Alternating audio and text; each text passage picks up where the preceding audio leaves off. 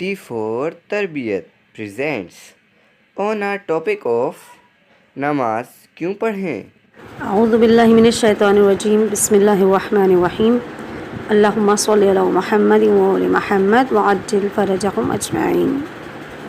अज़ीज़ान गिरामी, हम देख रहे हैं कि आजकल हमारे ही दरमियान कुछ अफराद ऐसे हैं कि जो नमाज की फ़जीलत का इनकार करते नज़र आते हैं और वो नमाज ना पढ़ने का ये जवाज़ बनाते हैं कि हम वो इबादत क्यों करें जो शैतान ने की, या वो इबादत क्यों कह रहे हैं जो यजीदियों ने की। और हमारे लिए सिर्फ मौला का नाम लेना या मौला के फ़ज़ाइल बयान करना यही काफ़ी है और यही हमें बख्शवाएगा। तो यकीनन मौला के फ़ज़ाइल बयान करना और हर वक्त मौला का नाम अपनी ज़बानों पर जारी रखना ये मोमिन का शेवा है। ये मोमिन के लिए सआदत है कि वो मौला का नाम लेता है और वो मौला के फ़ज़ाइल को बयान करता है। लेकिन जो ईमान की पहली शर्त है वो रब के हुजूर सरे तस्लीम खम करना, जो ज़ाहिरन नमाज की सूरत में हमें नज़र आ रही है। अब फ़जीलत नमाज का इनकार करना या नमाज का सिरे से ही इनकार कर देना कि हम वो चीज़ नहीं अदा करेंगे, वो रुकन अदा नहीं करेंगे कि जो इब्लीस भी करता रहा, जो यजीद भी करता रहा, तो ये जहालत के अलावा कुछ नहीं है। ये सिर्फ़ और सिर्फ एक ऐसे जाहिल शख्स का जवाब है कि जिसने इल्म तो हासिल किया लेकिन मारिफत हासिल नहीं की, या उसको अपने अमल के ज़रिए उसका इजहार नहीं किया। अब हम देखते हैं कि नमाज के हवाले से तो बहुत फजीलतें हैं, लेकिन हम चाहेंगे कि हम टू द पॉइंट बात करें और वो अफराद के जो नमाज़ पढ़ते हुए जो है 10 बहाने बनाते हैं या नमाज ना पढ़ने के कई जवाज़ पेश करते हैं, उन्हें थोड़ी सी अक्ल दिलाई जाए कि नमाज ना पढ़ने के क्या नुकसानात हैं और नमाज क्यों अहम है और क्यों फजीलत रखती है। इमाम जाफ़र सादिक़ अलैहिस्सलाम के एक सहाबी बिन वहब कहते हैं कि मैंने इमाम जाफ़र सादिक़ अलैहिस्सलाम की बारगाह मलकूती में अर्ज़ किया कि मौला वो अफ़ज़ल तरीन चीज़ कौन सी है जिसके ज़रिए खुदा का क़ुर्ब हासिल किया जा सकता है, और खुदा के नज़दीक महबूब तरीन चीज़ कौन सी है। आपने फरमाया, खुदा की मारिफत और शनाख्त के बाद नमाज अफ़ज़ल तरीन चीज़ है। क्या तुम नहीं देखते कि बुरगुज़ीदा बंदे हज़रत ईसा अलैहिस्सलाम ने फरमाया, मुझे नमाज की सिफारिश की गई है और ज़कात अदा करूँ जब तक ज़िंदा रहूँ। इसी तरह हम देखते हैं कि ज़ैद शहाब, ये भी इमाम जाफ़र सादिक़ अलैहिस्सलाम के शागिर्द हैं, ये फरमाते हैं कि मैंने आपसे सुना कि आप फरमा रहे हैं कि खुदा के नज़दीक महबूब तरीन जो अमल है वो नमाज है। ये अम्बिया की आखिरी वसीयत है। कितना खुशकिस्मत है वो शख्स जो गुस्ल और वज़ू करके किसी गोशाए आफ़ियत में, जहाँ दूसरों की नज़रों से ओझल होकर रुकू सुजूद करता है, क्योंकि जितने लंबे सजदे करेगा शैतान फरियाद करेगा।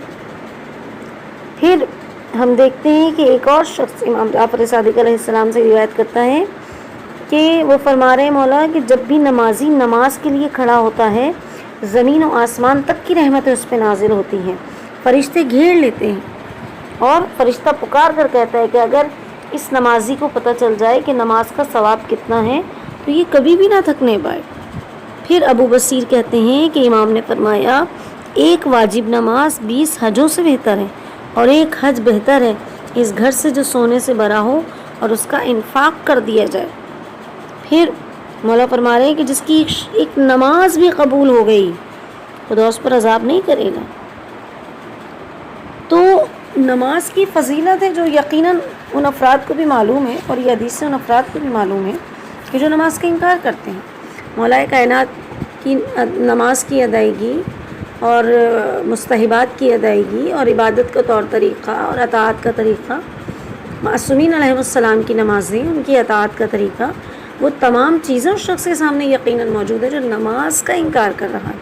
ऐसा नहीं है कि उस तक नहीं पहुंची, उसने नहीं पढ़ी, लेकिन वो जवाज़ क्या बना रहे नमाज ना पढ़ने का कि ये यजीद ने भी पढ़ी थी, ये इब्लीस ने भी पढ़ी थी, हालांकि कोई जवाज़ नहीं है। आप यजीद की नमाज क्यों देख रहे हैं? आप इब्लीस की इबादत क्यों देख रहे हैं? आप इमाम हुसैन अलैहिस्सलाम की नमाज क्यों नहीं देख रहे? आप मौला अली अलैहिस्सलाम के सजदे क्यों नहीं देख रहे? आप रसूलुल्लाह की अताअत नमाज़ें सब क्यों नहीं देख रहे? आप बीबी फातिमा तो ज़हरा सलामुल्लाह अलैहा की नमाज़ें क्यों नहीं देख रहे? آپ معصومین کی نمازیں، امام سید سجاد علیہ السلام کی نماز، کہ جو واجب نمازوں کے علاوہ، نماز شب کے علاوہ جو ہے 500 نمازیں روز پڑھا کرتے ہیں، نوافل ادا کیا کرتے ہیں، اور اس کے باوجود کیا دعا کرتے ہیں کہ مولا مجھ سے تیری عبادت کا حق ادا نہیں ہوا۔ ہم یزید کی نمازیں کیوں دیکھ رہے ہیں؟ اور اگر یہی تھا اپنے اور یزیدیوں میں فرق کرنے کا جو معیار نماز نہ پڑھنا، تو پھر سب سے بہتر وقت تو وہ تھا جب کرب و بلا میں امام حسین علیہ السلام کا قافلہ ایک طرف اور یزیدیوں کے خیمے ایک طرف تھے، تو بہتر تھا کہ امام نماز نہ پڑھتے، کیونکہ یزیدی نماز پڑھ رہے تھے، اور امام اپنے آپ اصحاب کو منع کر دیتے کہ بھئی لوگ یہ نہ سمجھیں کہ نماز امام نے بھی پڑھی یزید نے بھی پڑھی تو ایک جیسی نماز ہے، لہٰذا یزید کو نماز پڑھنے دی جائے تاکہ ہم میں اور یزید میں فرق ہو جائے۔ تو بہتر وقت تو وہ تھا، نماز نہ پڑھتے امام، لیکن یہی تو وقت تھا کہ جب امام سمجھانا چاہ رہے تھے کہ نماز کس کی اقتداء میں پڑھی جا رہی ہے، وہ نماز ہے۔ اگر آپ سچے حسینی ہیں، اگر آپ سچے علی کے چاہنے والے ہیں، اگر آپ سچے معصومین علیہ السلام کے چاہنے والے ہیں، تو نماز کا انکار کیوں کیا جا رہا ہے؟ نماز کی پابندی کیوں نہیں ہو رہی ہے؟ نماز کو یزید سے یا ابلیس سے وابستہ کیوں کیا جا رہا ہے؟ یہ کیوں کہا جا رہا ہے کہ یہ دکھاوے کی نمازیں ہیں؟ یہ کیوں کہا جا رہا ہے کہ جو نمازیں پڑھتے ہیں یہ دکھاوے کی نمازیں پڑھتے ہیں، ہم دکھاوے کی عبادت نہیں کرتے؟ تو دکھاوا ہے یا کیا ہے؟ تو نیتوں کا تعین آپ کیسے کریں گے؟ یہ تو فیصلہ خدا کو کرنا ہے، یہ تو خدا کے حضور ہے نا سب کی نیتیں، یہ تو ہم سے چیزیں پوشیدہ ہیں، ہمیں نہیں معلوم، لیکن یہ وہ عمل ہے جس کو ظاہراً ہمیں ادا کرنا ہے تاکہ لوگوں کو پتہ چلے کہ اسلام میں عبادت کیا ہوتی ہے۔ اور یقیناً ایک یزیدی کی نماز میں اور ایک حسینی کی نماز میں فرق ہونا چاہیے، پتہ چلے کہ نماز ادا کرنے والا حسینی ہے یا یزیدی ہے، پتہ چلنا چاہیے، لیکن نماز نہیں چھوڑ سکتے ہیں۔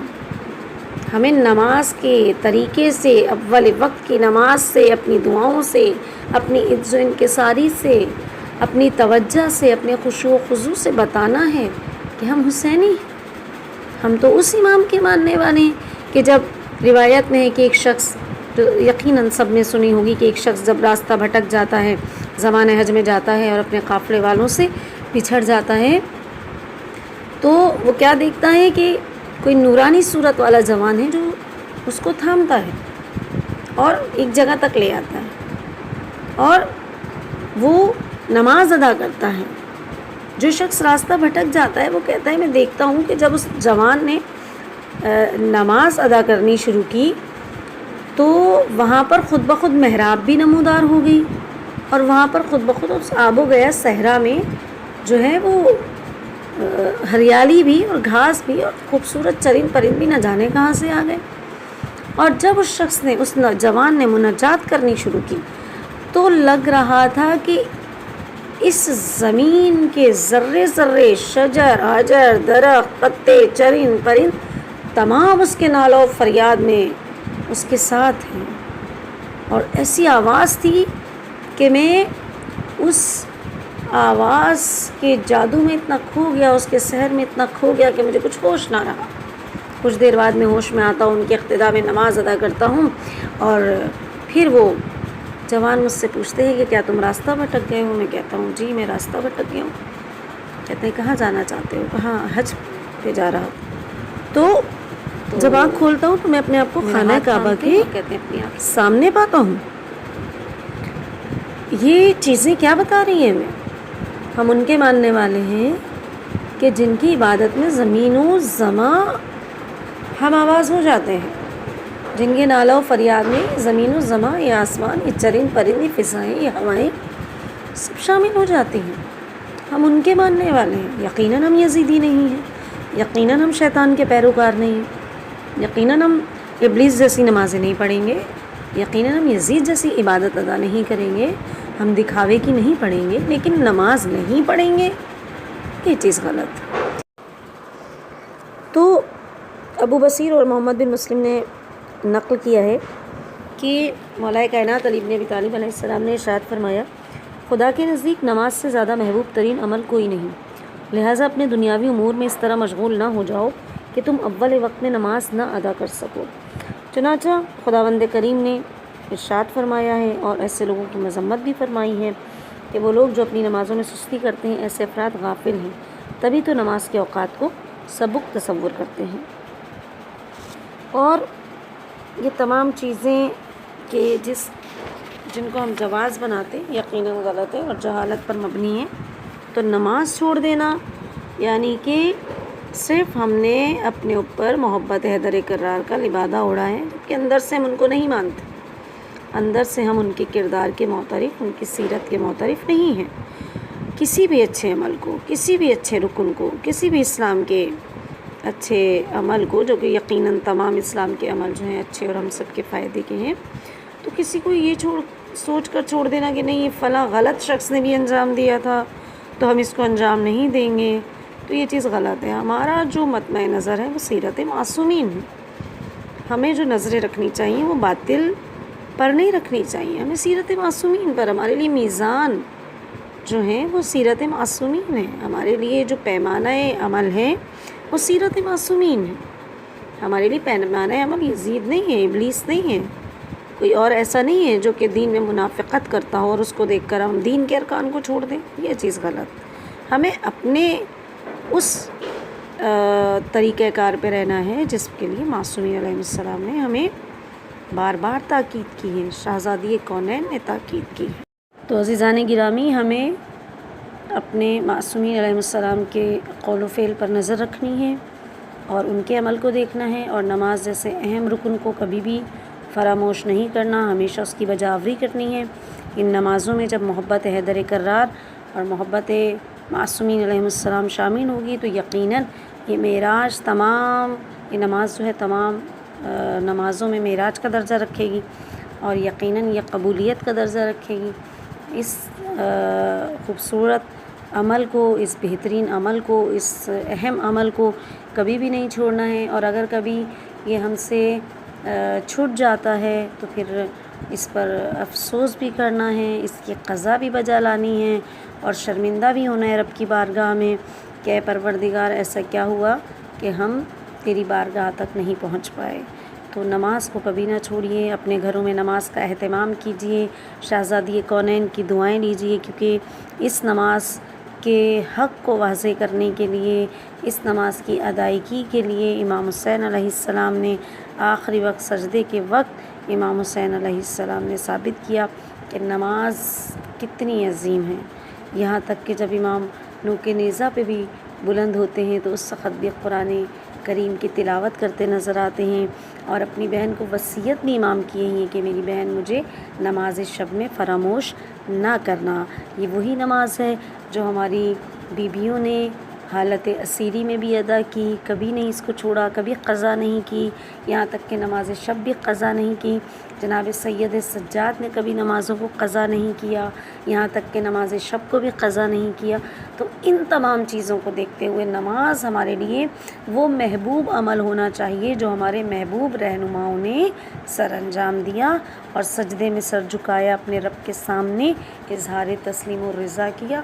یہی عمل ہمیں بھی کرنا ہے، لہٰذا ہم سب کو چاہیے کہ ہم اس عمل سے کبھی بھی غافل نہ رہیں اور نماز شب کی بھی ادائیگی کو ہر ممکن بنائیں، اور اپنے گھروں میں خاص طور پر اپنے بچوں کے سامنے نماز پڑھیں تاکہ انہیں بھی نماز کی عادت ہو، گھروں میں نماز کا اہتمام کیا جائے۔ اپنے گھروں کو حسینی گھر بنائیں، فاطمی گھر بنائیں، علوی گھر بنائیں، زین العابدین کا گھر بنائیے، اپنے گھروں کو معصومین کا گھر بنائیے۔ لہٰذا جب یہ معصومین کا گھر ہو جائے گا تو یقیناً رحمتیں بھی ہوں گی، برکتیں بھی ہوں گی۔ پروردگار دو عالم ہم سب کو نماز کی اہمیت سمجھنے کی اور نماز کو قائم کرنے کی توفیق عطا فرمائے، اور ہمیں محمد و آل محمد کے لشکر میں شمار فرمائے، ہمیں معصومین کی کی سیرت پر عمل پیرا ہونے کی توفیق عطا فرمائے اور ہمارے وقت کے امام کے ظہور میں رب کائنات تعجیل فرمائے اور ہمیں نماز کا ایسا عادی بنا دے پروردگار دو عالم کہ جب ہمارا امام نماز ادا کرے تو وہ اس کے اقتداء میں ہم سب شامل ہوں۔ پروردگار دو عالم ہمارے امام کے دشمنوں کو نیست و نابود کر دے اور ہم سب کو ایک مرکز پہ جمع ہونے کی توفیق عطا فرمائے۔ Voice over by doctor Syeda Tahoora Zaidi, edited by Zain Ali, thanks to Kumail Ali. آپ کا ہماری ویڈیو دیکھنے کا بہت بہت شکریہ۔ ہمارے چینل کو سبسکرائب کرنا مت بھولیے۔